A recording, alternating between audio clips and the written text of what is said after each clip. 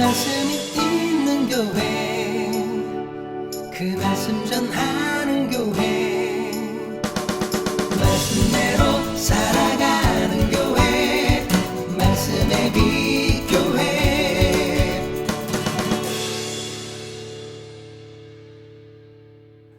오늘 이 저녁에는 진정한 영성이라는 제목으로 함께 말씀을 나누고자 합니다. 사무엘의 모습을 통해서 진정한 영성이 무엇인지를 배우고 그러한 진정한 영성을 갖는 사람이 되기를 소원하고 축복합니다. 사울의 불순종으로 인해서 하나님께서 사울을 왕으로 세우신 것을 후회하시죠. 그래서 사울을 버려서 왕이 되지 못하게 하십니다. 그런데 사무엘은 사울이 좀 특별하죠. 본인이 처음 기름 부어서 세운 왕이었고 본인이 사사요 선지자로 있을 때 왕으로 이스라엘을 다스렸던 수많은 역사를 함께했던 사람이 바로 사울입니다. 그래서 사울을 위해서 여전히 슬퍼하고 있습니다. 하나님께 버림받은 사울을 위해서도 슬퍼하고 있습니다. 그래서 하나님께서는 더 이상 그를 위하여 슬퍼하지 말고 뿔에 기름을 담아서 베들레헴 사람 이새의 집으로 가서 그의 아들 중 한 사람에게 기름을 부으라 하십니다. 내가 그의 아들 중에 한 왕을 보았다. 그러니까 그 아들 중에 한 사람에게 기름을 부어서 왕으로 삼으라 라고 말씀하시는 겁니다. 그러자 사무엘은 만약 내가 그리하면 사울이 그 말을 들으면 나를 죽이리이다 라고 하나님께 아뢰입니다.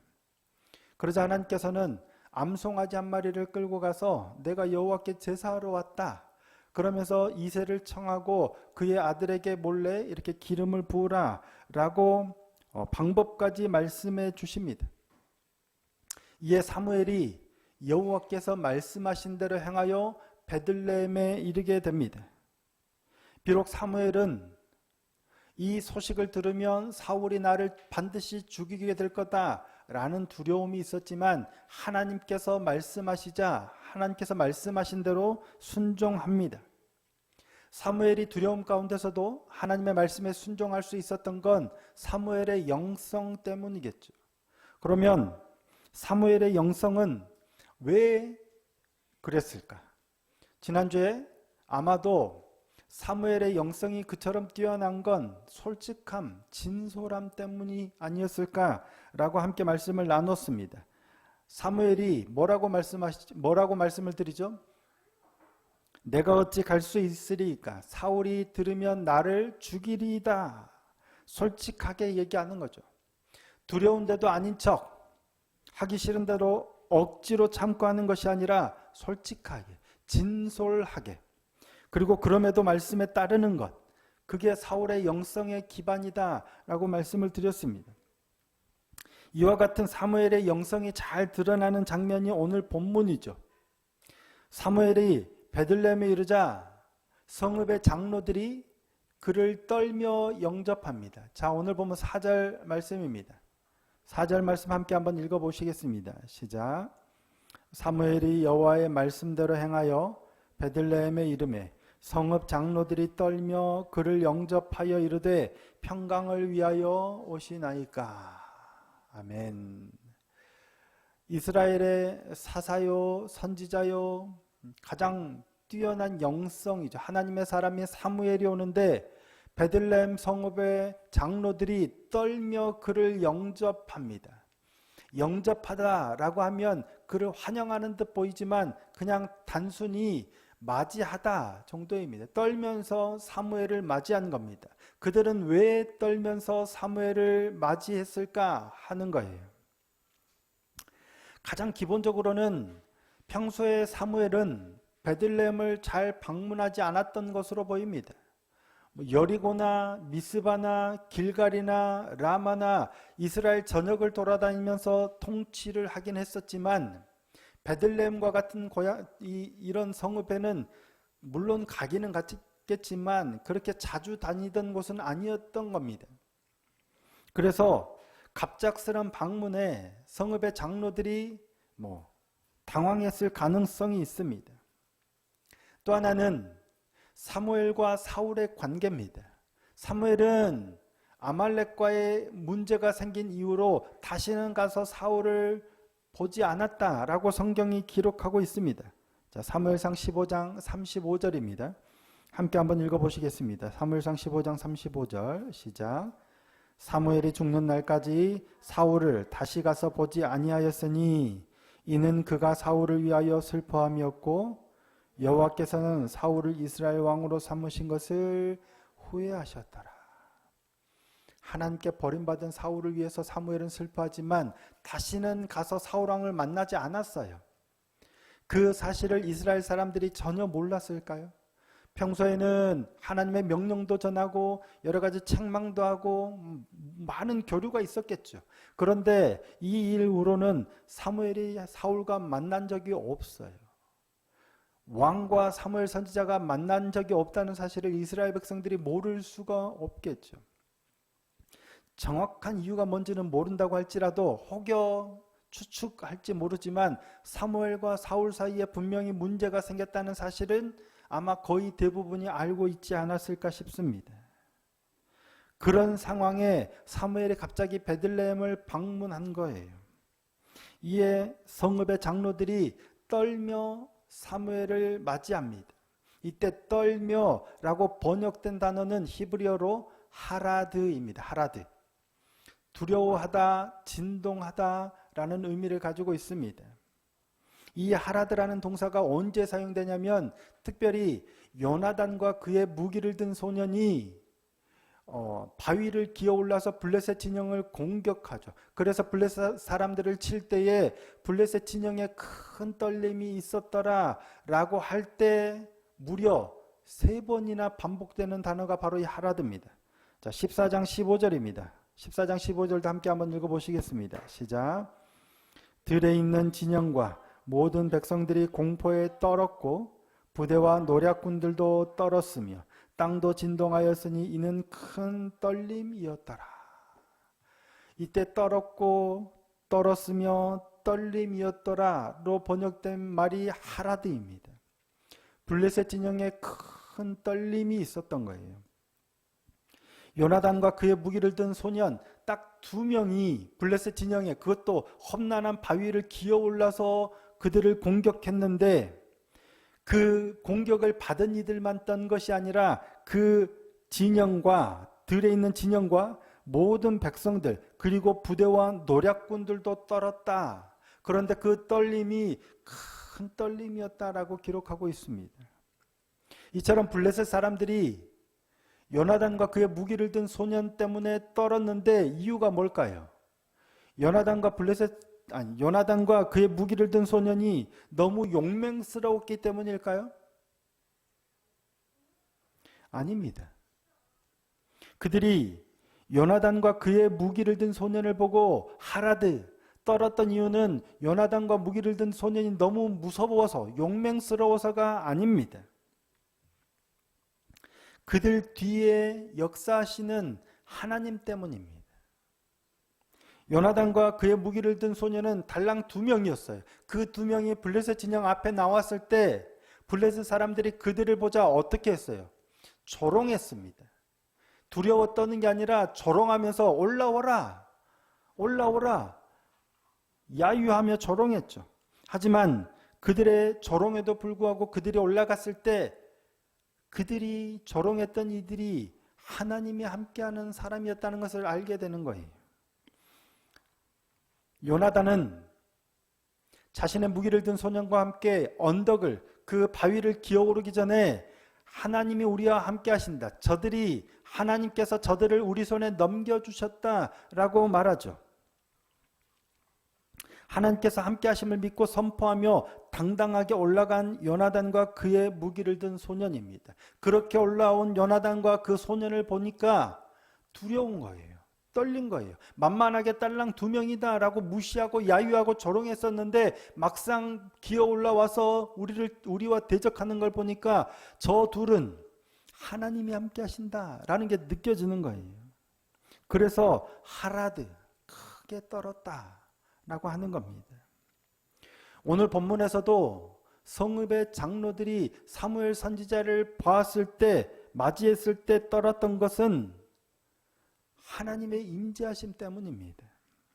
물론 전혀 예상하지 못했던 사무엘이 방문해서 자신들을 책망하지는 않을까 하는 두려움도 물론 있었을 수 있습니다. 하지만 더 근본적으로는 하나님의 명령을 따르고 하나님의 명령을 수행하는 신실한 하나님의 사람인 사무엘을 보았을 때 하나님의 어떠한 임재하심이, 하나님의 함께하심이 느껴지는 거예요. 후에 다윗이 사울을 피해서 노베 제사장 아히멜렉을 방문했을 때, 찾아갔을 때 노베 제사장 아히멜렉도 다윗 때문에 떨었다라고 기록하고 있습니다. 사무엘상 21장 1절입니다. 다윗이 노베 가서 제사장 아히멜렉에게 이르니 아히멜렉이 떨며 다윗을 영접하여 그에게 이르되 어찌하여 내가 홀로 있고 함께하는 자가 아무도 없느냐 하니. 노베 제사장 아히멜렉이 다윗을 보고 왜 떨었을까요? 다윗은 혼자입니다. 더군다나 지금은 사울 왕을 피해서 갑자기 급하게 피하느라 칼과 무기도 챙기지 못하고 허겁지겁 도망친 상황이에요. 그러니까 다윗이 군사들을 많이 끌고 위용을 갖추고 오는 어떤 그런 위험이나 웅장함 때문에 떠는 건 결코 아니겠죠. 더군다나 다윗이 하나님의 제사장인 아히멜렉을 함부로 대하거나 위협하거나 그러지는 더더욱 않았을 거예요. 그런데도 불구하고 홀로 온 다윗을 보고 제사장 아히멜렉이 하라드 떨었던 이유는 다윗과 함께 하시는 하나님을 느꼈기 때문으로 보입니다. 늘 그랬지만 오늘 유난히 자신을 홀로 찾아온 도망 중에 있는 다윗을 대면하는데 하나님의 임재가 더 느껴지는 거예요. 무엇 때문에 왔을까? 그래서 아히멜렉이 떨지 않았을까 싶습니다. 이처럼 오늘 본문에서 베들레헴 성읍의 장로들이 사무엘 선지자를, 암송아지 한 마리를 끌고 오는 사무엘 선지자를 맞이하면서 떤 것은 자신들을 책망할까 봐가 아니고요. 그와 함께 그의 모습을 대면할 때 그와 함께 하시는 하나님을 느꼈기 때문입니다. 사무엘에게서는 하나님의 향기가 났던 거예요. 그를 대면하면 그냥 높은 선지자다, 그가 제사장이다, 그가 왕이다 이런 게 아니고 하나님이 느껴지는 거예요. 그가 단순히 당시의 선지자였기 때문은 아닙니다.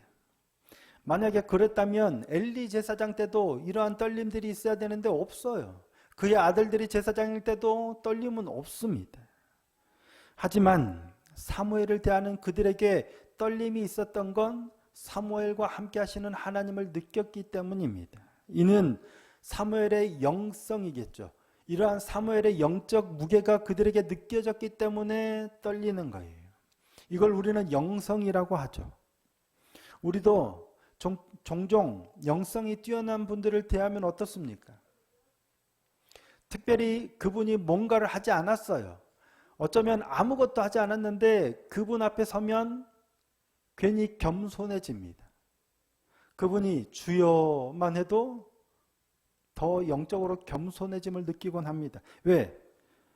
그분과 함께 하시는 하나님이 느껴지기 때문이죠. 자연스레 그리 되는 겁니다. 그와 같은 영적 무게감, 영성은 그러면 어디에서 비롯되는 것일까? 많은 기도와 말씀의 깊이와 성실함과 여러 그런 곳에서 비롯되겠죠. 하나님과의 친밀한 교제에서 비롯되는 겁니다. 영적 무게감은 하나님이 얼마나 내게서 느껴지고 보여지느냐는 내가 얼마나 하나님과 친밀한가예요. 그 하나님과 친밀함을 위해서 당연히 말씀과 기도가 가장 핵심이 되겠죠. 하나님과의 친밀함은 하나님의 말씀의 순종으로 나타나게 됩니다. 그만큼 하나님과 친밀한 거예요. 그럴 때 하나님의 말씀에 순종합니다. 그리스도이신 예수님께서 그리하셨고 오늘 본문에 성읍의 장로들이 떨었던 사무엘이 그랬습니다. 그런데 이때 중요한 건 하나님과의 친밀함은 하나님 앞에서 하나님과 친밀함, 하나님의 말씀의 전적인 순종은 내 생각과 내 감정을 모조리 부인한 채 그냥 무조건적으로 복종하고 순종하는 것에서 비롯되는 게 아니고요. 지난주에도 말씀을 드렸지만 무조건적인 복종이 아니라 내 마음을 솔직하게 털어놓고 진솔하게 하나님 앞에 서는 것에서부터 시작한다라는 거예요. 내가 어찌 갈 수 있으리이까? 사울이 들으면 나를 죽이리이다. 자신의 솔직한 두려움을 하나님 앞에 내어놓는 거예요. 그게 소통의 출발입니다. 예수님께서도 겟세마네 동산에서 잡히시기 전에 제자들에게도 고민하고 슬퍼하사 얼굴을 땅에 대시고 엎드려 기도하시며 제발 할 수만 있으면 이 십자가를 지지 않게 해달라라고 하나님께 솔직하게 자신의 괴로움을 토로합니다. 그러기를 무려 3번이나 하시죠. 내 아버지여, 만일 할만하시거든 이 잔을 내게서 지나가게 하옵소서. 자, 마태복음 26장 39절입니다. 조금 나아가사 얼굴을 땅에 대시고 엎드려 기도하여 이르시되 내 아버지여, 만일 할만하시거든 이 잔을 내게서 지나가게 하옵소서. 그러나 나의 원대로 마시옵고 아버지의 원대로 하옵소서 하시고, 그럼에도 불구하고 하나님의 뜻을 따르기를 선택하고 순종하지만 자신의 속마음을 감추고 무조건적으로 순종하거나 복종해야 하는 것은 아닙니다. 예수님도 그런 모습을 보이지 않으셨습니다. 사무엘 선지자도 그런 모습을 보이지 않습니다. 하나님 앞에 자신의 불편함, 자신의 불만, 자신의 원망, 자신의 아픔, 자신의 괴로움, 자신의 탄식을 있는 그대로 쏟아놓는 겁니다. 그게 우선입니다. 내 마음을 철저하게 감추고 하나님의 말씀이니까 무조건 따르겠습니다가 아니에요. 그거는 온전한 소통도 아니고 온전한 친밀함이 아니에요. 정말 친밀한 건 내가 당신을 경외하니까 무조건 따르겠습니다가 아니에요. 내 속마음을 솔직하게 털어놓고 그분의 말씀을 그대로, 마음을 그대로 받아들이며 서로가 자신들의 솔직한 심정을 내려놓고 대화하고 그를 통해서 합의를 찾아가고 좋은 것을 이루어가는 게 좋은 관계죠. 그게 바른 관계 아닙니까? 어른들이 많이 하는 말이 있죠. 우리 아이가 그럴 줄 몰랐다. 어려서부터 단 한 번도 부모의 말을 거역한 적이 없던 아이인데 어쩌다가 이렇게 된 건지 모르겠다. 아마도 친구를 잘못 사귀어서 그런가 보다, 이런 말 많이 하죠. 정말 친구 때문일까요? 이 아이가 어려서부터 부모의 말을 한 번도 거역하지 않았던 건 정말 아무렇지도 않고 그게 좋았고 그게 옳아서였을까요? 아니면 자신의 생각을 묻어놓고 감추어놓고 그냥 부모를 거역하지 않고 기쁘게 하기 위해서 따랐던 걸까요? 착한 아이였죠.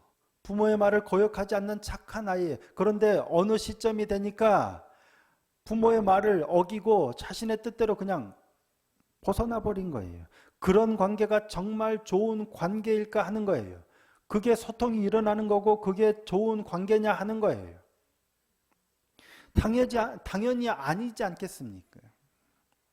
정말 좋은 관계는 나는 싫은데, 하기 싫은데 그거는 다 감춰두고 그냥 따라가는 거예요. 그건 좋은 관계가 아니죠. 정말 바른 관계와 좋은 관계는 나의 솔직한 것을 내어놓고 자신의 속마음까지 진솔하게 내어놓을 수 있는 그런 관계, 그리고 상대방의 의견도 들어주고 그렇게 서로가 서로의 마음을 확인하고 서로를 위하여 배려하고 맞추어가는 관계가 진정한 소통이고 좋은 관계가 아니겠습니까? 우리 하나님도 늘 그러셨습니다. 일방적으로 내가 하나님이니까, 내가 신이니까 마음대로 하겠다 하지 않으시잖아요. 늘 우리에게 물어보고 우리의 의견을 들어주고 소통하시는 분이시잖아요. 너무나도 잘하는 말씀이 있죠. 요한계시록 3장 20절. 문 밖에 서서 두드리노니, 우리가 열면 들어가서 함께 먹고 그렇지 않으면 그냥 밖에서 계시는 거예요.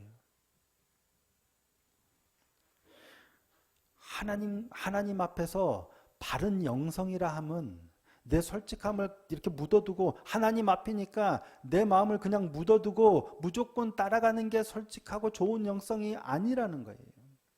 내 마음을 솔직하게 내어놓고 아버지께 아뢰고 그럼에도 불구하고 아버지의 뜻을 받아들일 수 있는 게 진정한 영성이 아닌가 싶습니다. 그 출발은 진솔함이요 솔직함입니다.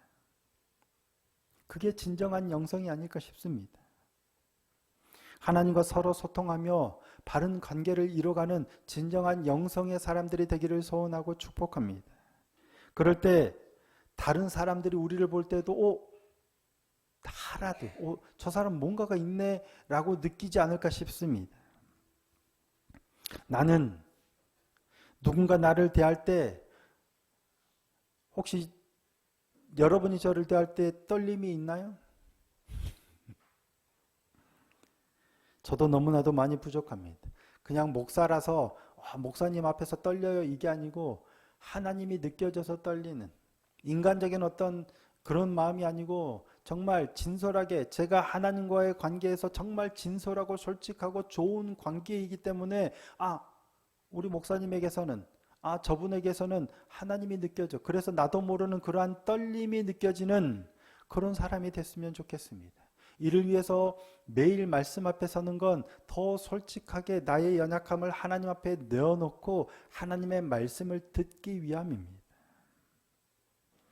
그런 하나님과의 진솔한 관계로 인해서 또 다른 누군가에게 떨림을 줄 수 있는 영성의 사람이 되기를 소원하고 축복합니다. 말씀과 기도의 자리에서 더욱더 진솔하게 하나님과 소통하고 그리함으로 바르게 영성이 축적되어서 하나님을 기뻐함으로 누군가에게 자연스럽게 떨림을 전달할 수 있는 그러한 영성의 사람이 되기를 소원하고 축복합니다. 이를 위해서 말씀의 자리에서 조금 더 솔직하게, 기도의 자리에서도 조금 더 솔직하게 하나님과 대화하고 소통하는 그런 믿음의 사람들이 다 될 수 있기를 예수님의 이름으로 축복합니다.